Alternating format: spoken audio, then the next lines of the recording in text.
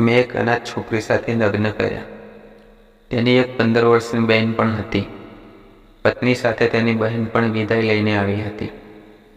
પરંતુ તેની બહેન આખો દિવસ મારી પત્નીને વળગીને રહેતી. મને તેના પર ખૂબ ગુસ્સો આવતો, કારણ કે તે રાત્રે પણ અમારા રૂમમાં જ સૂતી હતી. મેં પોતાની પત્ની પર ગુસ્સો કર્યો અને જ્યારે રાત્રે તેની બહેન રૂમમાં આવી તો મેં જબરજસ્તી તેને બીજા રૂમમાં બંધ કરાવી દીધી.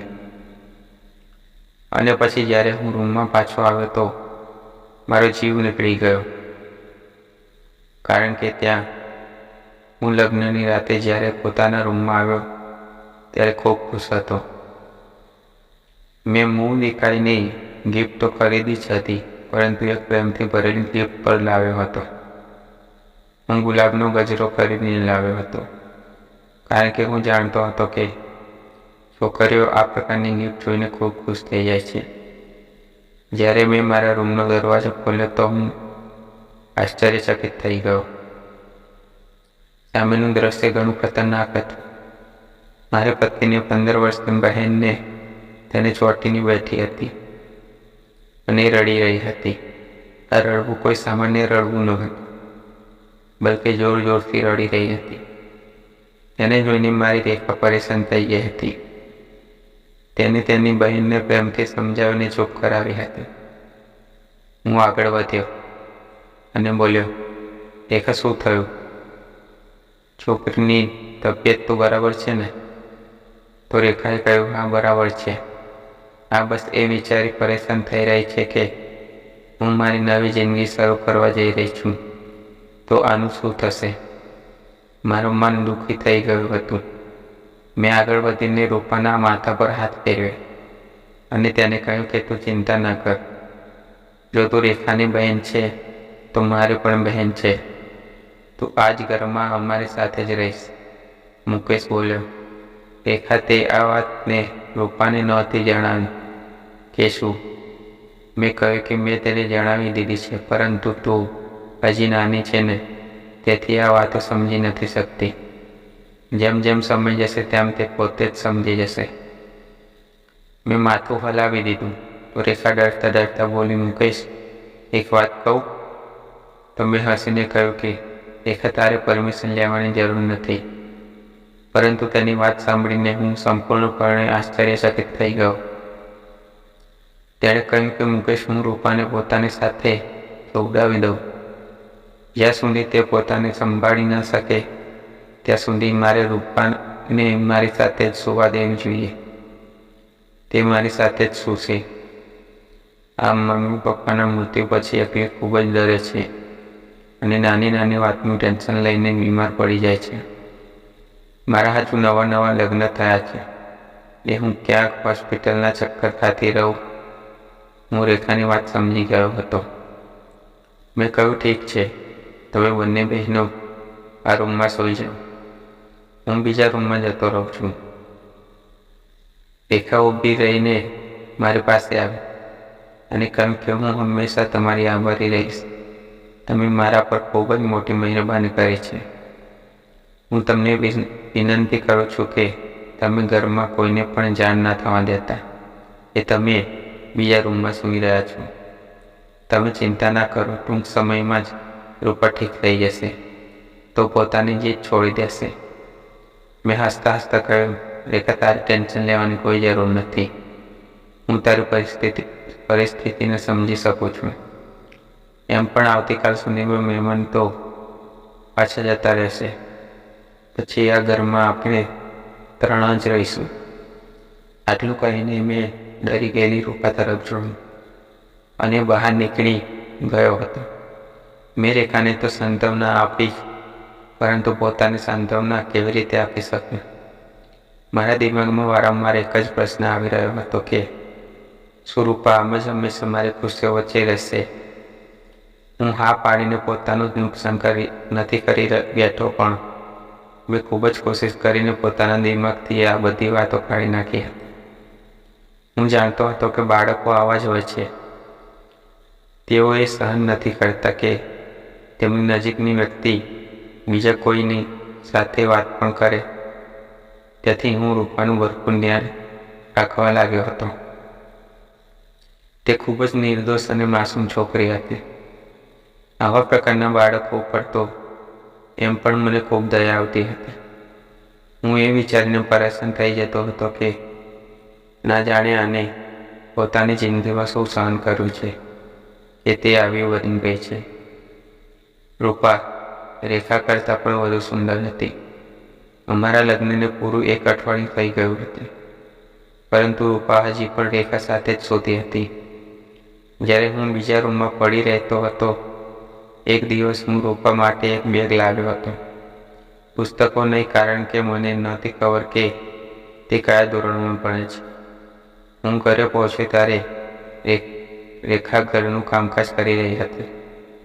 જ્યારે રૂપા ખાટલા પર બેસીને પોતાની બહેનને જોઈ રહી હતી, હું પોતાના ચહેરા પર સ્મિત સાથે રૂપા પાસે પડેલી ખુરશી પર જઈને બેસી ગયો.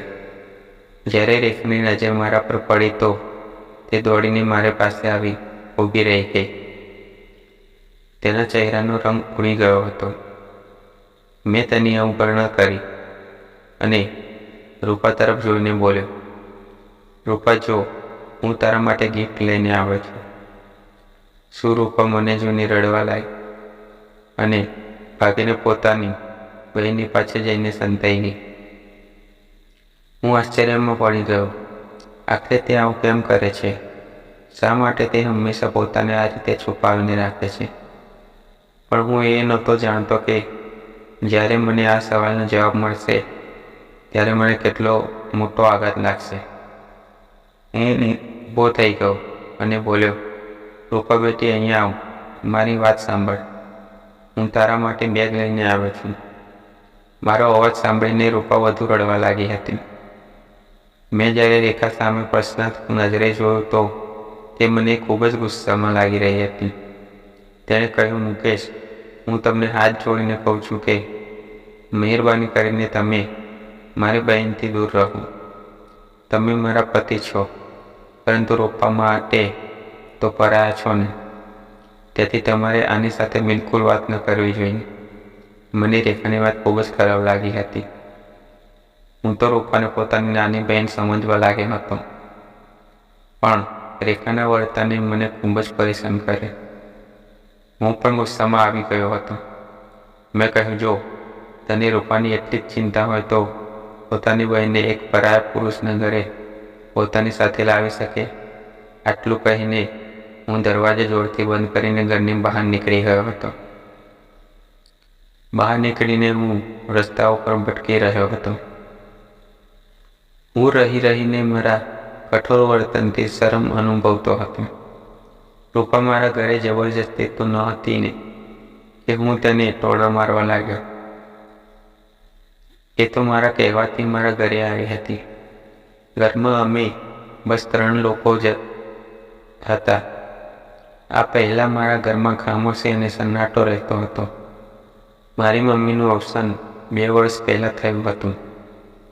તેમના નિધન પછી જિંદગીએ મને ખૂબ મુશ્કેલ સમય આપ્યો હતો. ઘરની તમામ જવાબદારીઓ મારા માથે હતી. હું કુંવારો હતો અને ઘરમાં એકલો રહેતો હતો. તેથી કોઈ કામવાળી પણ મારા ઘરે કામ કરવાની હિંમત નહોતી કરતી. જ્યારે મારા એક મિત્રએ લગ્નની સલાહ આપી તો મેં મારા સંબંધની જવાબદારી પણ તેના માથે નાખી દીધી. મારા મિત્રએ જ મને કહ્યું કે તેનો પરિચિતો માંગ એક અનાથ છોકરી છે જેનું નામ રેખા છે. તેણે કહ્યું કે રેખાની સાથે તેની એક બહેન વિદાય થઈને ઘરે આવશે. તું તેના ભણતર ખાવા પીવા ઉપર થઈ ગયો હતો કે રેખાના ચહેરા પર નારાજગીનો એક છાંટો પણ ન હતો. અમે બંને વાત કરી રહ્યા હતા કે ત્યારે રૂપા એકવાર ફરી રડવા લાગી હતી. તેણે કહ્યું કે રેખા, તું તેની સાથે વાત ના કર. તે મારી સામે ગુસ્સાથી જુએ છે. તારો પતિ ગંદો છે. રેખાએ મારી સામે શંકાની નજરે જોયું હતું. મેં પોતાની સફાઈ આપી અને કહ્યું, કેમ રૂપા બેટા, હું કેમ તારા પર ગુસ્સો કરું?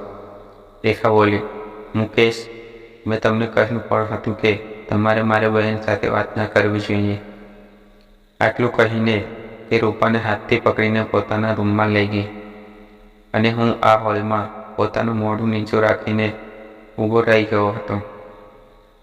પરંતુ મને શંકા ગઈ હતી કે કંઈક ને કંઈક ગડબડ તો જરૂર છે. હું તો રૂપાના નાટકને બાળપણ સમજી બેઠો હતો, પરંતુ વળી તો વાર્તા કંઈક અલગ જ હતી. મારા મનમાં શંકા ઊભી થઈ ગઈ હતી અને મેં વિચાર્યું કે જો હું તેની સાથે કડક રીતે વાત કરીશ તો તે પોતાને જ પોતાનું રહસ્ય જાહેર કરી દેશે. મેં જોયું કે રેખા હંમેશની જેમ નાસ્તો બનાવી રહી હતી કે જ્યારે તે અચાનક એવું બોલી, મુકેશ, તમે રૂપા માટે સ્કૂલની બેગ કેમ લઈને આવ્યા હતા? હું રેખાના ગઈકાલના વર્તનને લીધે ગુસ્સે હતો. ત્યાંથી મેં ટૂંકો જવાબ આપ્યો કે હું ઈચ્છતો હતો કે રૂપા અભ્યાસ કરે. રેખાએ હસીને કહ્યું કે કયો અભ્યાસ? રૂપાએ તો ક્યારેય સ્કૂલ પણ નથી જોઈ. તેણે ભણવાનો શોખ ન હતો, તેથી અમે તેનું સ્કૂલમાં એડમિશન જ નહોતું કરાવ્યું. મને રેખાની વાત સારી નહોતી લાગી. મારો મૂડ પહેલેથી જ ખરાબ હતો, તેથી હું કોઈ પણ પ્રકારની દલીલમાં પડવાનો નહોતો. મેં પોતાનું ખાવાનું પૂરું કર્યું અને ઓફિસે જવા નીકળી, પણ રૂપાની વાત મને પરેશાન કરી રહી હતી. તેની અજીબો ગરીબ હરકતો અને મને જોતા જ રડવું અને પછી મારા અને રેખાના છૂટાછેડાથી ખુશ થવું, આ બધું શું હતું? રૂપા કોઈ નાની અમથી છોકરી તો નહોતી, તે પૂરા 15 વર્ષની હતી. આ ઉંમરે તો છોકરીઓ ઘણી સમજદાર હોય છે. ખરેખર આ મામલો એટલો સીધો ન હતો જેટલો મને લાગી રહ્યો હતો. સાંજે પણ રૂપાએ મને ગુસ્સે કરવાની પૂરી તૈયારી કરી લીધી હતી. મને જોઈને તે અજીબ હરકતો કરવા લાગતી હતી. જ્યારે મેં રેખા સાથે વાત કરવાનું શરૂ કર્યું તો તે તેનો હાથ પકડીને તેને રૂમમાં લઈ ગઈ. રેખાએ થોડી વાર પછી રૂમમાંથી બહાર આવીને કહ્યું, મુકેશ, તમે ખાવાનું ખાઈને પોતાના રૂમમાં જતા રહેશો તો અમે બંને બહેનો આવીને ખાઈ લઈશું. રૂપાજી કરી રહી છે કે જ્યાં સુધી તમે બહાર બેઠા છો ત્યાં સુધી તે બહાર નહીં આવે. મને ગુસ્સો તો ખૂબ આવ્યો હતો, પણ મેં પોતાના પર કાબૂ રાખીને કહ્યું કે ઠીક છે, રૂપા પછી ખાવાનું ખાઈ લેશે. કમસે કમ તું તો મારી સાથે આવીને બેસ, તું તો મારી સાથે ખાવાનું ખા. રેખાના જવાબે મારી અંદર આગ લગાવી દીધી હતી. તેણે કહ્યું, મુકેશ, તમને તો ખબર છે ને કે રૂપા કેટલી જિદ્દી છે. તે ઘરમાં તોફાન ઊભું કરી દેશે, ત્યાંથી તમે મારી વાત માની લો. રેખા આટલું કહીને રૂમમાં જતી રહી હતી. હવે મારો ગુસ્સો કાબુ બહાર થઈ ગયો હતો. હું પોતાને કાબૂમાં ના રાખી શક્યો અને રૂમ તરફ આગળ વધ્યો. રેખાનો અવાજ આવી રહ્યો હતો. તે રૂપાને કહી રહી હતી કે પપ્પાની સાથે તું પણ મરી ગયો હોત તો કમસે કમ મારી જિંદગી તો બચી ગઈ હોત. ના જાણે તું મારા કયા પાપની સજા છે. હું દરવાજો ખોલીને અંદર જતો રહ્યો હતો અને રૂપાનો હાથ પકડીને ખેંચીને બહાર લઈ આવ્યો. રેખા પણ ચોંકી ગઈ હતી. તે મારી પાછળ દોડી અને બોલી, મુકેશ, આ તમે શું કરી રહ્યા છો? છોડો મારી બહેનને. તમે પોતાના હોશમાં તો છો ને? પણ સાચી વાત તો એ હતી કે હું પોતાના હોશમાં ન હતો. જો હું હોશમાં હોત તો આ બધું ના કરતો. મેં રૂપાને એક રૂમમાં બંધ કરી દીધી હતી અને રેખાનો હાથ પકડીને તેને મારા રૂમમાં લઈ આવ્યો હતો. મેં કહ્યું, હવે મને સાચે સાચું જણાય કે તારી બહેન આ બધું કેમ કરે છે. રેખાના ચહેરાનો રંગ ઉડી ગયો હતો. તે રડી રહી હતી. તેણે કહ્યું, ભગવાન ખાતર મુકેશ, તમે મારી બહેનને છોડી દો. તે ખૂબ જ ડરેલી છોકરી છે, મરી જશે. તે એક રાત તો શું એક ક્ષણ પણ મારા વિના નહીં વિતાવી શકે. હું બૂમ પાડીને બોલ્યો, કેમ? આજકાલના તો નાના નાના બાળકો પણ પોતાની માંગ વિના રહી શકે છે.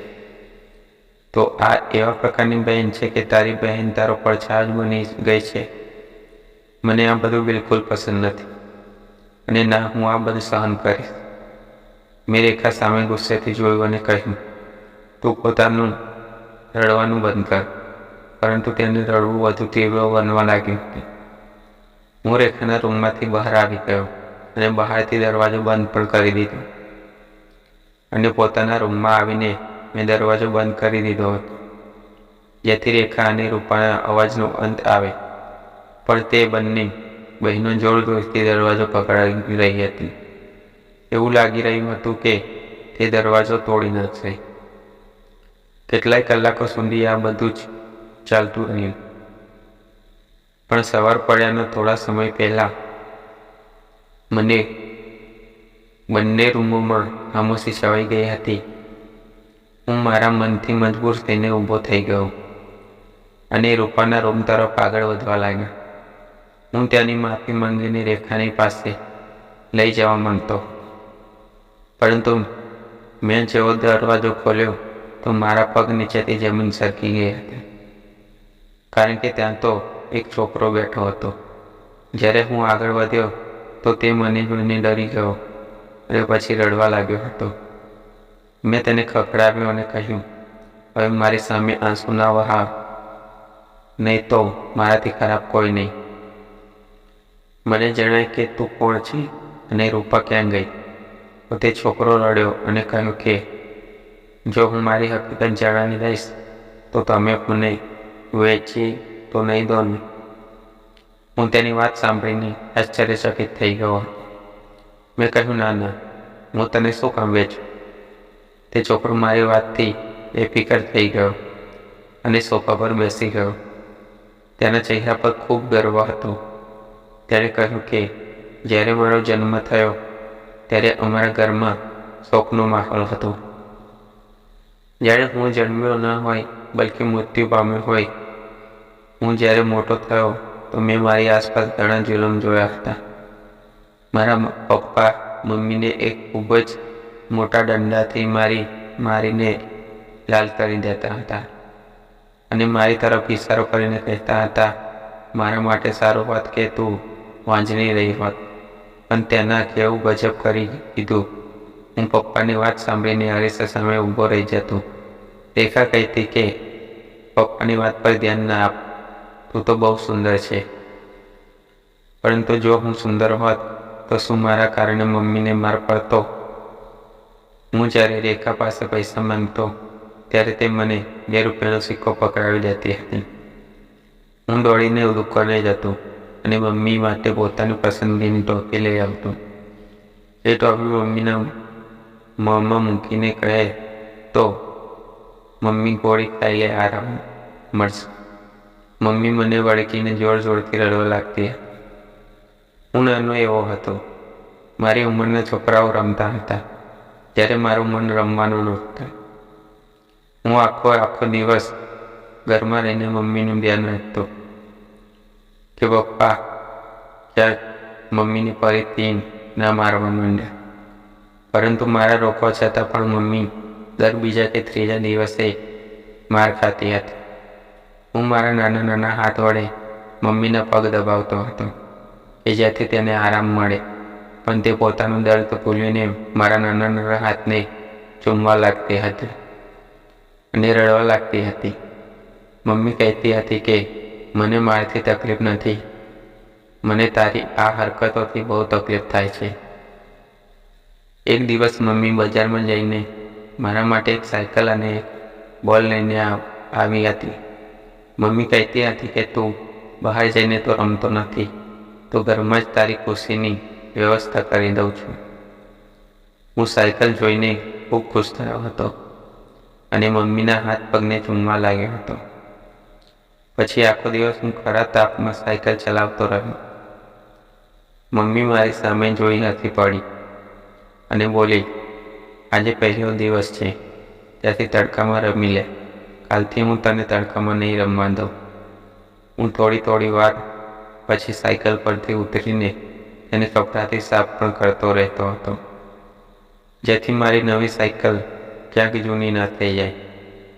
સાંજે પપ્પા ઘરે આવ્યા ત્યારે હું સાયકલ પર આંટા મારી રહ્યો હતો. પપ્પાએ કહ્યું, માને સાયકલ કોને લાવી આપી? પછી મારા ગાલ પર 2 થપ્પડ મારીને મને સાયકલ પરથી ઉતારી દીધો અને કુહાડીથી મારીને એ સાયકલ તોડીને ફેંકી દીધી હતી. મારી આંખોમાંથી આંસુ વહી રહ્યા હતા. મેં રાત્રિનું ભોજન પણ નહોતું ખાધું. મમ્મી રાત્રે મારી પાસે આવીને બેઠી અને કહ્યું, ચંદા, આજે હું તારી સાથે એક અગત્યની વાત કરવા માંગુ છું. તું 4 વર્ષનો થઈ ગયો છે, એક સમજદાર બાળક બની ગયો છે. હવે તો તારી સાથે માને દરેક વાત કરી શકે છે. મેં આમાં માથું હલાવી લીધું હતું. મમ્મીએ કહ્યું, બેટા, તારી દીદીનું નામ શું છે? હું બોલ્યો, રેખા. ત્યાર પછી મમ્મીએ કહ્યું, અને તારું નામ શું છે? હું ખામોશ થઈ ગયો. મેં કહ્યું, મમ્મી પપ્પા મને કમજાત કહે છે અને તું ચંદા કહે છે. આ બંનેમાંથી મારું શું નામ છે? મમ્મીની આંખો દરેક ક્ષણે આંસુ આવવા તૈયાર રહેતી હતી. આજે પણ આંસુ વહેવા લાગ્યા હતા. મમ્મીએ કહ્યું, તારું કોઈ નામ છે જ નહીં. મારે જીવ, તું 4 વર્ષનો થઈ ગયો છે અને હજી સુધી હું એ જ ફેસલો નથી કરી શકી કે તારું નામ શું રાખું. છોકરીઓવાળું નામ રાખું કે છોકરાઓવાળું? મેં આશ્ચર્યથી પૂછ્યું કે કેમ મારું છોકરીઓવાળું નામ કેમ રાખવું છે? હું તો છોકરો છું ને. મમ્મીએ નામ આતું હલાવ્યું તો હું દંગ રહી ગયો હતો. મમ્મીએ કહ્યું, તું ના છોકરો છે કે ના છોકરી છે? તું એક કિન્નર છે. તું ત્રીજા જીનમાંથી છે. હું 4 વર્ષનું બાળક આ વાતોને સમજી નહોતો શક્યો. મમ્મીએ કહ્યું, પણ હું તને છોકરો નહીં બનાવું, કારણ કે તું બહાર જઈશ તો લોકો અનેક પ્રકારની વાતો કરશે. હું તારા માટે નામ રૂપા રાખું છું. તું દરેક ક્ષણે માટે દુપટ્ટો ઓળીને રાખીશ અને ઘરની 4 દિવાલોમાં રહે. તું સલામત રહીશ. હું મારી મમ્મીથી રિસાઈ ગયો અને બોલ્યો, મારે નથી લેવો દુપટ્ટો. હું એક છોકરો છું. મમ્મીએ કહ્યું, મારી પાસે સમય નથી. મારા પુત્ર નહીં હોય તો હું તારું જીવન સુધારી દેત. તારા ભાગનું બધું દુઃખ પોતાની ઉપર લઈ લેત. પરંતુ હવે મારે ક્યાંક જવાનું છે. હું રડતા રડતા મારી મમ્મીને ચોંટી ગયો અને જીદ કરવા લાગ્યો કે મને પણ પોતાની સાથે લઈ જજે. અમે બંને રડતા રહ્યા. પછી જ્યારે હું સૂઈ ગયો તો મમ્મી મને રેખા પાસે સુવડાવીને જતી રહી. સવારે મારી આંખ ચીસો અને બૂમોથી ખોલી રહી હતી. રેખા જોર જોરથી રડી રહી હતી. હું દોડીને બહાર ગયો તો મમ્મી સૂતેલી હતી. રેખા મને ગળે લગાડીને રડવા લાગી અને બોલી કે મમ્મી જતી રહી છે. મેં રેખાના માથા પર ટપલી મારી અને કહ્યું, ધીમે બોલ, મમ્મી સૂઈ રહી છે, તે જાગી જશે. પછી રેખા મને રૂમમાં લઈ ગઈ અને મારા માથા પર દુપટ્ટો નાખીને બોલી, આજથી તું રૂપા છે.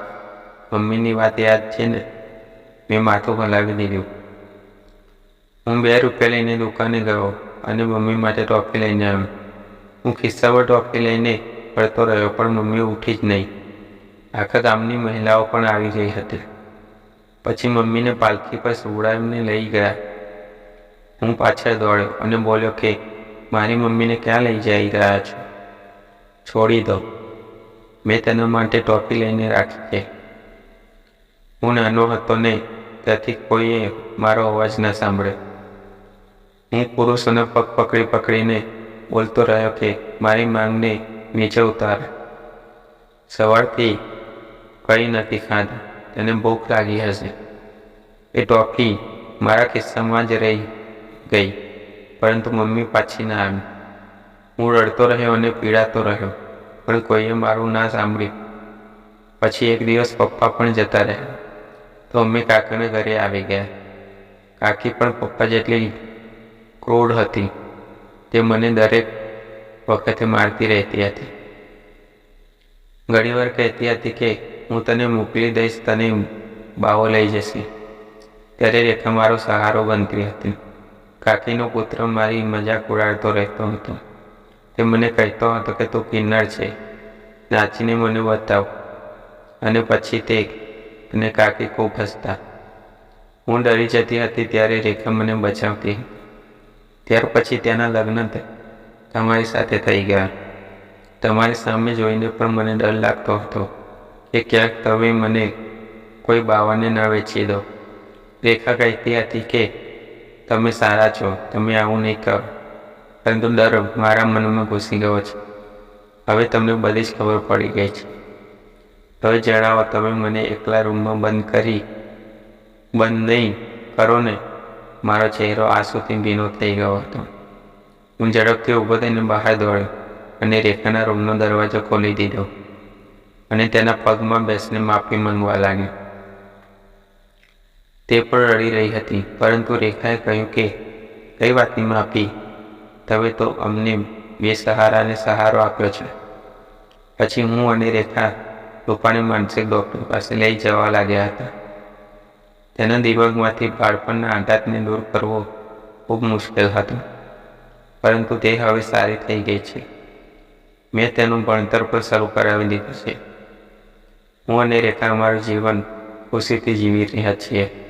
રૂપા પણ સારી રીતે જિંદગી તરફ પાછી ફરી રહી છે અને મેં પોતાને વચન આપ્યું છે કે હું તેનું ભવિષ્ય ઉજ્જવળ બનાવીને જ રહીશ. તો દોસ્તો, આ વાર્તા તમને કેવી લાગી? કોમેન્ટ કરીને જરૂર જણાવો. પસંદ આવ્યું હોય તો પ્લીઝ લાઈક કરો. ચેનલ પર નવા હો તો ચેનલને સબસ્ક્રાઈબ કરો અને હા, નોટિફિકેશન બેલને જરૂર દબાવજો. ધન્યવાદ.